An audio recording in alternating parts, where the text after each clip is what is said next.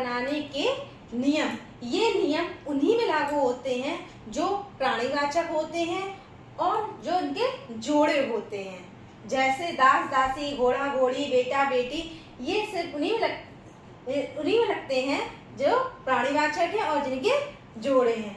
अब देखिए पहला नियम क्या है पुल्लिंग से स्त्रीलिंग बनाने का।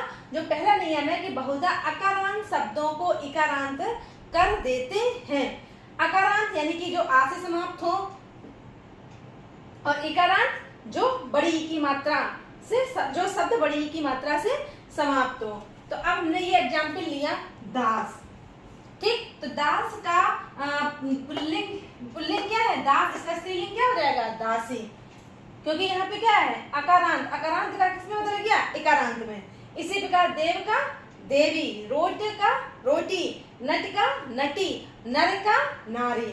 इसी प्रकार से हमारा क्या हो जाएगा पहला नियम में पुल्लिंग से स्त्रीलिंग बनाने के लिए अकारांत शब्द को इकारांत में करना। अब हमारा जो दूसरा नियम है वो क्या है आकारांत। ये क्या है अकारांत और ये क्या है आकारांत। पुल्लिंग शब्दों को अधिकतर इकारांत कर देते हैं। ये आकारांत जो क्या है कि बड़े आ की मात्रा से समाप्त होने वाला। तो ये क्या है दादा, दादा का क्या बन गया स्त्रीलिंग दादी, घोड़ा का स्त्रीलिंग क्या बन गया घोड़ी, बेटा का स्त्रीलिंग क्या बन गया बेटी। इसी तरीके से मामा का मामी, काका का काकी, दादा का दादी, नाना का नानी। इसी तरीके से आकारांत पुल्लिंग से क्या बन गया शब्दों को अधिकतर किसमें बदल गए इकारांत में। अब आता है तुम्हारा तीसरा नियम। तीसरा नियम क्या है कहीं कहीं शब्दों के अंत में आ को आ कर देने से, यानी कि बड़े आ को किसने बदल दिया छोटे आ में कर देने से, बड़े आ को छोटे आ में कर देने से पुल्लिंग शब्द स्त्रीलिंग बन जाते हैं। वेरी वेरी इंपॉर्टेंट समझो। ये जो क्या है भैंसा, भैंसा में क्या है क्या लगा है आ, लास्ट में क्या है बड़ा आ।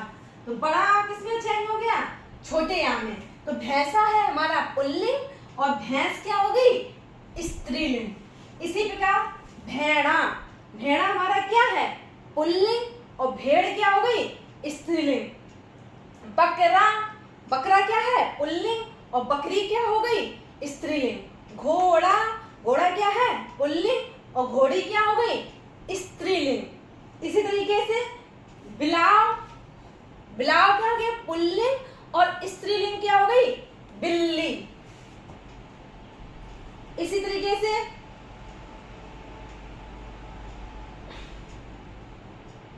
आगे बढ़ते हैं। नियम नंबर 4 आकारांत पुल्लिंग शब्दों के अंत में नी लगा देते हैं। आकारांत यानी कि क्या है शेर, बाघ, मोर, सिंह, ठीक है सिंह। तो पुल्लिंग शब्दों के अंत में क्या लग जाता है नी। तो शेर का क्या बन गया शेरनी, बाघ का बाघनी, मोर का मोरनी, सिंह का सिंगनी, ऊंट का ऊंटनी, जाट का जाटनी। इसी तरीके से हमारा क्या हो जाता है शब्दों के अंत में क्या लग जाता है नी। कुछ शब्दों के अंतिम स्वर का लोप, नियम नंबर हमारा 5 क्या है कुछ शब्दों के अंतिम स्वर का लोप करके उसमें इन जोड़ देते हैं। जैसे तेली, तेली का क्या हो जाता है तेलिन, लोहार का लोहारिन, धोबी का धोबिन, सांप का सांपिन और सुनार का सुनारिन। तो इस तरीके से हमारा क्या हो गया पुल्लिंग से क्या बन गया स्त्रीलिंग। अब आता है हमारा अंतिम नियम नंबर 6, अंतिम नहीं नियम नंबर 6। अंतिम स्वर को इया कर देने से स्त्रीलिंग बन जाता है। जैसे कुत्ता का कुतिया, बेटा का बिटिया, लोटा का लुटिया, बूढ़ा का बुढ़िया और बछड़ा का बछिया। इस तरीके से हमारा क्या बन जाते हैं पुल्लिंग से स्त्रीलिंग। पुल्लिंग से स्त्रीलिंग बनाने का अगला नियम है पदवीवाचक पुल्लिंग शब्दों के अंतिम स्वर का लोप करके उसमें आइन जोड़ देते हैं। पदवीवाचक जैसे पंडित, ओझा, मिश्रा, ठीक है उसमें क्या जोड़ दिया हमने आइन शब्द। तो क्या बन जाएगा हमारा स्त्रीलिंग पंडित में क्या जुड़ गया? पंडिताएं। ओझा में ओझाएं। मिश्रा में मिश्राएं। बनिया में बनियाएं। दुबे में दुआएं।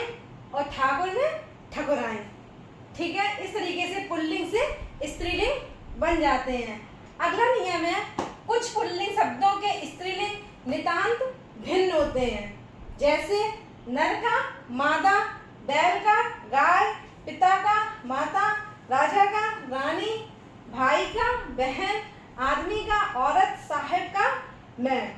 अगला नियम है 9, जिन शब्दों के रूप दोनों लिंगों में समान होते हैं उनके पहले नर और अथवा मादा शब्द लगाकर लिंग भेद माना जाता है। कहने का तात्पर्य है कि भेड़िया को पुल्लिंग में भी भेड़िया कहा जाता है, स्त्रीलिंग में भेड़िया। तो अब इसको पहचाने कैसे? नर भेड़िया, जो भेड़िया नर होगा उसको नर भेड़िया कहेंगे और जो मादा भेड़िया होगी उसको मादा भेड़िया कहेंगे। इसी तरीके से चील में नर चील और मादा चील। समासिक पदों के लिंग की पहचान। अगला नियम है, समासिक पदों के लिंग की पहचान पद के अंतिम स्वर से, अंतिम शब्द से होती है। एग्जाम्पल क्या है? दया सागर। इस पद में क्या है? लास्ट, इस पद में अंतिम शब्द क्या है? सागर। सागर क्या है? पुल्लिंग। अतः जो समस्त पद है दया सागर वो क्या होगा? पुल्लिंग। इस तरीके से हम पुल्लिंग से स्त्रीलिंग बना सकते